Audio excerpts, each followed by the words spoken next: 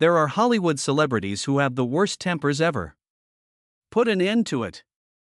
On-screen charm, yet hideous in real life. The beautiful smiles that, when the cameras stopped rolling, became angry. The brightest stars in Hollywood were afraid of everyone around them because of their darkest tempers.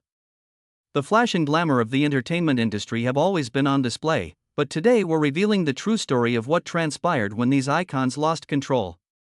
Oh, you've witnessed their performances and appreciated their skill, but you haven't witnessed the destruction of hotel rooms, terrified crew members, and devastated co-stars that these Hollywood icons left behind. Because of how terrible some of these allegations are, studios have spent millions to keep them silent for decades. Is that what? Is that right? Can you tell me what it is? Not just bad days or small-scale outbursts, from hurling phones at hotel staff to threatening to kill directors on site. These are the most infamous, dangerous, and explosive tempers in the history of Hollywood. And if you believe that today's celebs are challenging, just wait till you hear what your favorite movie stars from the past did when they weren't given what they wanted. Yes. Get off the F***ing set, you jerk. I apologize. Don't just say you're sorry. Imagine Christian Bale from Batman for a moment. Meltdown. Christian Bale may come to mind when you think of his famous portrayal of Batman or his pivotal roles in American Psycho. On the set of Terminator Salvation, however, something occurred in 2009 that permanently altered his public perception. The incident started when, during a stressful scene, cinematographer Shane Hurlbut unintentionally stepped into Bale's eyeline. What ensued was a 4-minute outburst so venomous and obscene that even seasoned Hollywood professionals were taken aback when the audio emerged. In addition to losing his temper, Bale yelled more than 40 expletive words, threatened to leave the production, and insisted on dismissing a reputable professional for a minor error. You fucking kick your ass. Please, just for a moment, stop talking. Crew members froze in disbelief as Bale screamed, turning his voice to a terrible intensity. Would you like me to go fucking ruin your lights? Would you like me to fucking disparage them? The director attempted to calm him down, but the rage persisted. It was not simply anger. Although Bale eventually issued a public apology, stating that it was a case of method acting gone awry, staff members from other films discreetly shared similar accounts. Before that notorious tape went viral, very few people had seen the dark side of Batman. Here's what makes this story even more intriguing, though. Why is still in high demand among directors despite his reputation for intensity? Because Christian Bale is one of the best actors when the camera rolls. Still, does genius justify the outbursts? A talented actor and ardent filmmaker, Edward Norton is utterly impossible, according to Marvel Studios. In order to collaborate. The issue started when Norton played Bruce Banner in The Incredible Hulk. Although the audience witnessed a contemplative performance, the tale behind the scenes was quite different. Norton was more than just a performer. He also unofficially declared himself to be a director and writer. He clashed with real directors about sequences, changed screenplays without their consent, and requested final cut privileges that are rarely granted to even legendary people.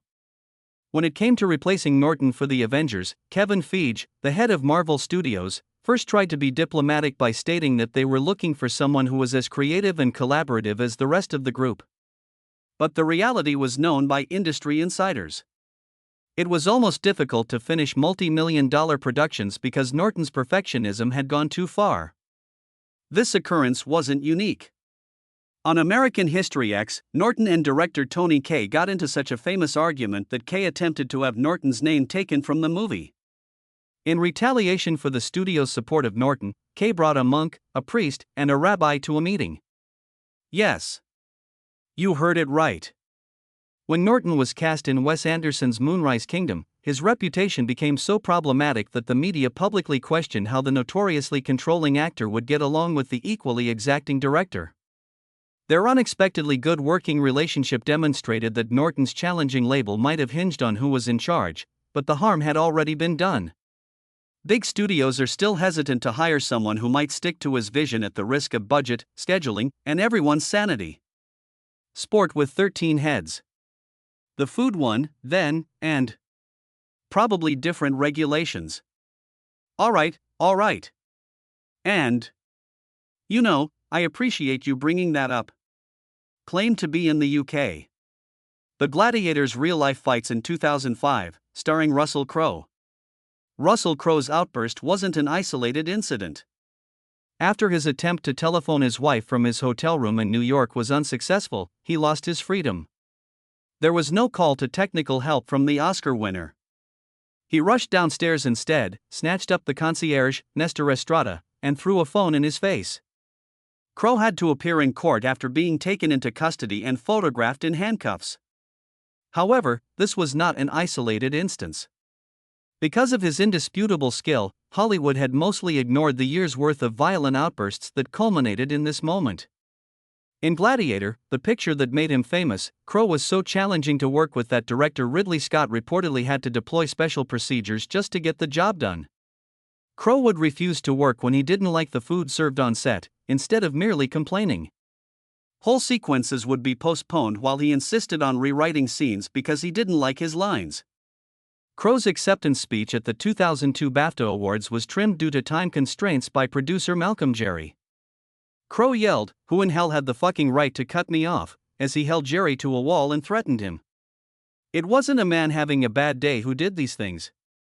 Insurance companies started demanding specific provisions in contracts for Crowe's films because of this pattern of behavior, which was so persistent. Even so, Crowe was still given prominent parts in big-budget productions. For what reason? Because the outcomes were indisputable when he poured such fire into his performances. Few actors were able to equal the on-screen ferocity that came from the same explosive temperament that generated so many issues off-screen. Leave. The infamous hothead in Hollywood is Sean Penn. Sean Penn's explosive temper made news long before he was winning Oscars. During the 1980s, Penn's anger wasn't focused on crew members or directors. Photographers were the direct target. During his well-publicized marriage to Madonna, Penn's animosity against paparazzi gained notoriety. In one notorious instance, he allegedly dangled a photographer upside down from a hotel balcony on the 9th level. In another, he was jailed and imprisoned for 33 days for physically attacking a photographer on a movie shoot. But the press wasn't the only target of Penn's ire. Because their characters were antagonists in the crime thriller Casualties of War, Penn allegedly went to extraordinary lengths with method acting on the set, torturing co-star Michael J. Fox.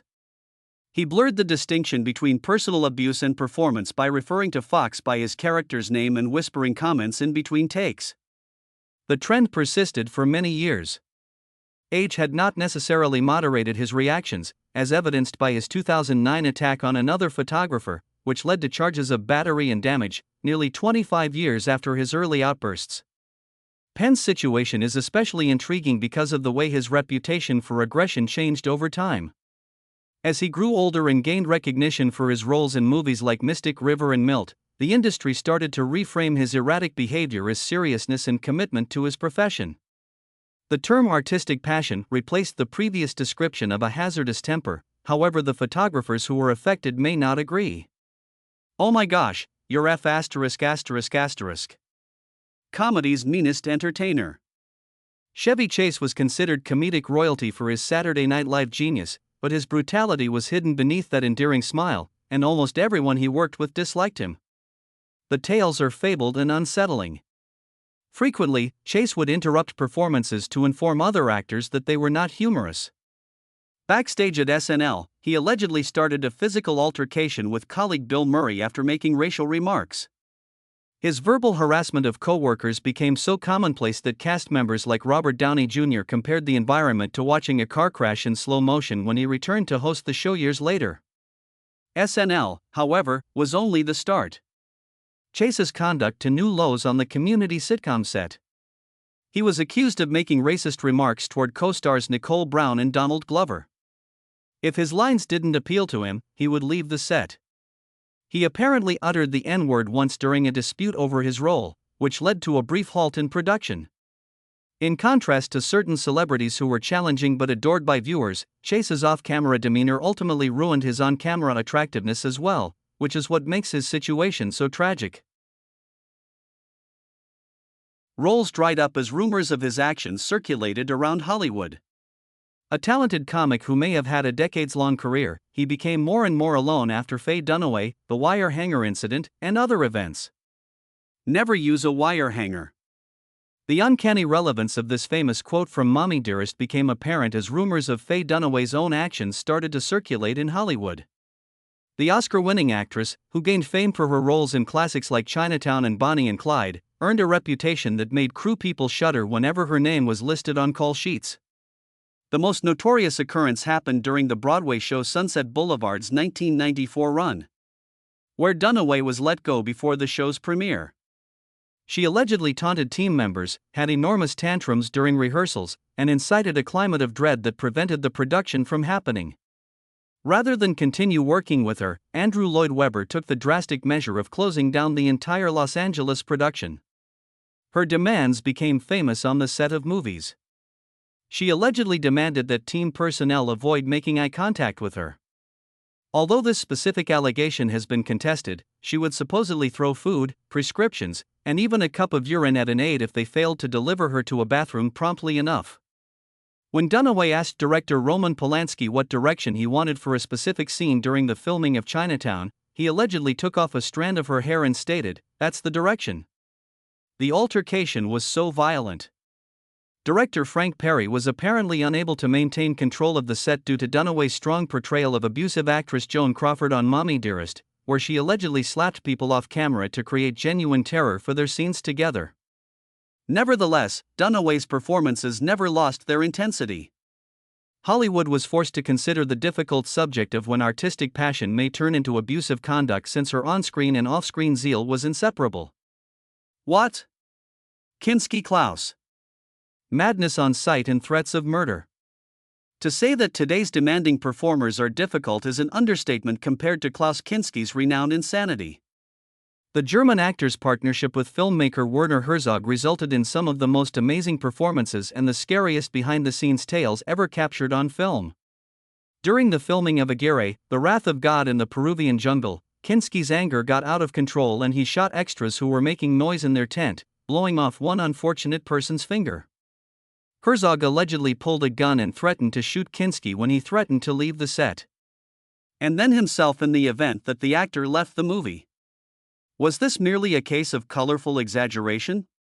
These rumors were corroborated by Herzog himself in his documentary, My Best Fiend, which showed that the native extras on Aguirre truly offered to kill Kinski for him and gave Herzog some serious thought before turning them down. On Fitzcarraldo, another Herzog picture, Kinski's violent outbursts grew so commonplace that the crew was always afraid. Little things like the lunch meal or the temperature in his room would cause him to cry for hours on end. During one outburst, he slashed a local extra with a sword, seriously wounding his skull and need emergency care. The fact that Kinski never feigned to be someone he wasn't is what really sets him apart from other challenging performers. He openly boasted about his violent crimes, sexual conquests, and disdain for filmmakers, including Herzog, whom he referred to as a miserable, hateful, evil, avaricious, money-hungry, nasty, sadistic, treacherous, cowardly creep, in his autobiography All I Need Is Love, which was eventually retitled Kinski Uncut. Kinski's performances are nevertheless regarded as some of the most captivating in movie history, despite or maybe even because of this behavior. They convey an uncontrollably intense quality that makes it difficult to distinguish between acting and true madness. Baldwin Alec. From flight attendants to telephone conversations, the talent of Alec Baldwin is indisputable. He received 2 Emmy Awards for his performance as Jack Donaghy on 30 Rock, which resurrected his career.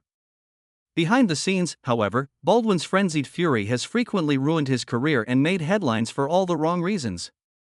The practice started in 2007 when a voicemail Baldwin left for his daughter, who was 11 at the time, was released to the media. During a custody battle with ex-wife Kim Basinger, he referred to her as a small, impolite pig and threatened to correct her. Baldwin said he was sorry and that the custody dispute had driven him to the limit, but it would not be his final public outburst. Baldwin refused to switch off his phone during takeoff on an American Airlines flight in 2011, which led to his removal. He reportedly grew aggressive with flight attendants, banged the toilet door so loudly that pilots could hear it in the cockpit, and used offensive language when addressing the crew. The airline blacklisted him as a result of the incident. MSNBC canceled Baldwin's talk show in 2013 after he allegedly shouted homophobic insults on a photographer. He was taken into custody in 2018 after he allegedly punched a man in Manhattan following a parking space argument. Baldwin's story is especially intriguing because of how candidly he has talked about his battles with rage. He has admitted in interviews that he has a severe temper and has reportedly sought treatment for it several times. The fact that the episodes still occur, however, indicates that Baldwin's self-awareness hasn't resulted in a steady shift in behavior. In spite of these scandals, Baldwin's career has been remarkably resilient. Every scandal appears to throw him off balance for a little while before he comes back with another brilliant performance, prompting both reviewers and fans to question how many second chances an actor, regardless of talent, deserves. What is the worst red carpet interview you have ever had? Tommy Lee Jones. Oh, no query. Everyone's lists are topped by him. For what reason? Due of his desire to avoid being there. He's unhappy doing the right carpet, and he's going to make everyone else uncomfortable in the process. Tommy Lee Jones. Very cold. As cruel as hell. Although Tommy Lee Jones portrays harsh, no-nonsense characters on TV, many people who have worked with him say that those qualities aren't wholly made up. Jones has built a reputation as one of Hollywood's most scary and icy figures. Even well-known actors are wary of him because he disregards Hollywood etiquette. During the filming of Batman Forever, Jones allegedly told co-star Jim Carrey, "Cannot sanction your buffoonery," and refused to eat lunch with Carrey. Later revealed that Jones hated him because he was the star of the movie, saying, "He didn't want to work with me at that point." On the set of Men in Black, Will Smith, one of Hollywood's most universally liked stars, found Jones so difficult that their off-camera relationship became notoriously strained. Director Barry Sonnenfeld reportedly had to serve as a buffer between the two, with Jones regularly dismissing Smith's friendly overtures. Unlike some actors on this list who explode in rage, Jones' temper manifests as icy contempt. He's known for shutting down reporters who ask questions he deems stupid, walking out of interviews, and treating crew members with a dismissiveness that borders on disdain. During press tours, publicists have been known to brief journalists extensively on topics to avoid with Jones, knowing his intolerance for what he considers frivolous conversation. Yet directors continue to cast him because, despite his interpersonal challenges, Jones delivers performances of remarkable precision and intensity. His Oscar-winning role in The Fugitive and his portrayal of Agent K in Men in Black demonstrate why filmmakers are willing to tolerate his difficult personality when the cameras roll. Few actors command the screen with such authority. Follow the trawler. It is because they think sardines will be thrown into the sea. Oh, thank you very much.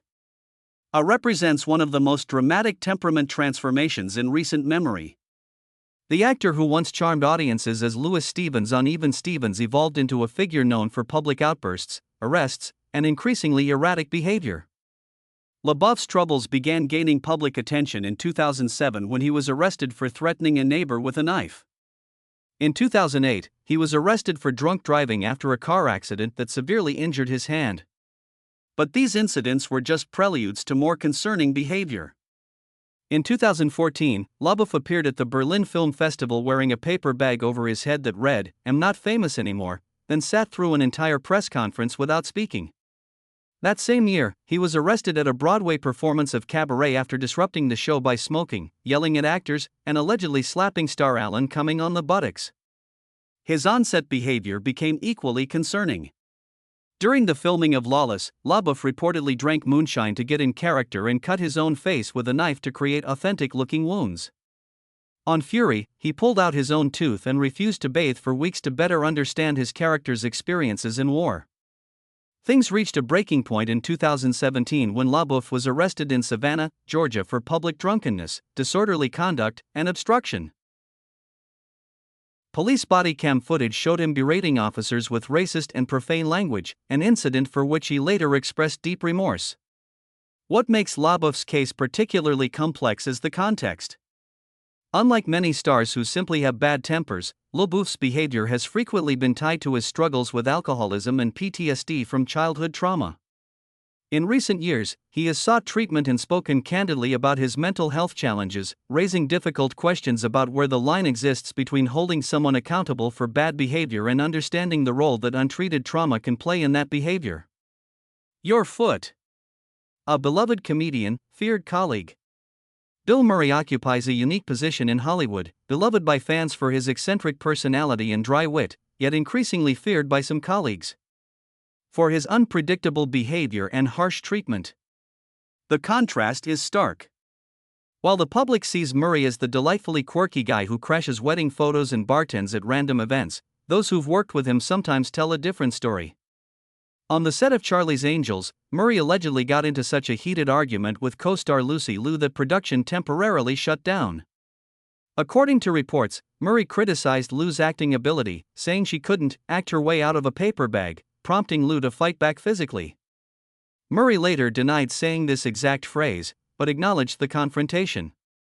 His feud with Chevy Chase is legendary, resulting in a physical altercation backstage at Saturday Night Live. In 1978, where Murray reportedly told Chase, "medium talent" before punches were thrown. The two have since reconciled, but the incident cemented Murray's reputation as someone who wouldn't back down, even from the show's biggest star. More recently, Murray's behavior has caused more serious professional consequences. In 2022, production on the film Being Mortal was suspended following complaints about Murray's inappropriate behavior toward a female staff. The exact nature of the incident wasn't disclosed, but Murray acknowledged it publicly, saying, "I thought it was funny and it wasn't taken that way." What makes Murray's case fascinating is how his public persona, the carefree philosophical comedian who brings joy to random encounters, contrasts so sharply with these behind-the-scenes stories. His talent and charm have largely insulated him from career-destroying fallout, but as Hollywood standards evolve, even beloved figures like Murray are facing increased scrutiny for behavior once dismissed as eccentric or difficult. A diva. Jennifer Lopez's journey from Bronx dancer to global superstar is undeniably impressive. But along the way, stories of her demanding behavior and explosive temper have become almost as famous as her performances. While some celebrity diva stories are exaggerated or fabricated, the sheer volume and consistency of reports about Lopez's behavior suggest patterns that go beyond normal professional standards. Former employees have described working environments where absolute perfection was demanded under threat of termination. The reports range from the amusing to the concerning. Lopez allegedly requiring all-white dressing rooms, white flowers, white furniture, white candles, demanding staff not look her in the eye, firing dancers for their astrological signs, and having assistants fired for trivial mistakes, like ordering the wrong drink. During a charity event in 2010, Lopez reportedly reduced a flight attendant to tears by berating her for offering her a drink. "I'm not drinking, and I said that 5 times already." Witnesses reported hearing her shout on the plane. Her requirements for hotel stays have reportedly included detailed 45-page writers specifying everything from room to. What makes Lopez's case particularly interesting is how her reputation has evolved along with her career. As she's gained more control over her public image through social media and carefully managed interviews, the difficult diva narrative has been partially replaced by one focusing on her work ethic and business acumen.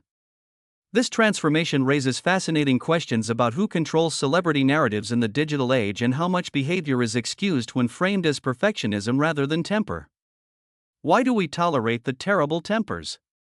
After exploring these explosive personalities, one question remains. Why does Hollywood continue to hire stars with such problematic behavior? The answer reveals uncomfortable truths about the entertainment industry and ourselves as viewers.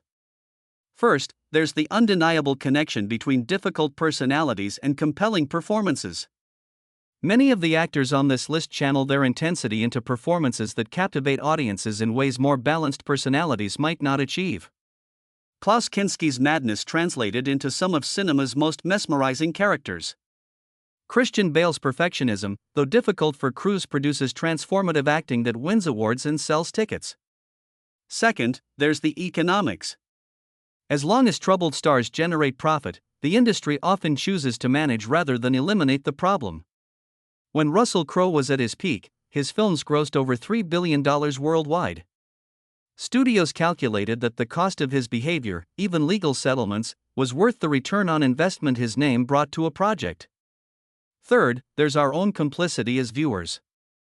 We claim to want kind, professional celebrities, yet we're fascinated by stories of bad behavior. Gossip about on-set meltdowns generates clicks, views, and engagement. Our attention rewards the very behavior we claim to condemn. Finally, there's the changing landscape of accountability. Many of the worst behaviors described in this video occurred in eras when power dynamics in Hollywood were dramatically different. Today, with social media reporting mechanisms and evolving workplace standards, behavior once tolerated is increasingly called out and condemned. The fact that productions like Being Mortal can be suspended over Bill Murray's behavior, something unimaginable 20 years ago, suggests that perhaps the era of the untouchable temperamental star is finally coming to an end.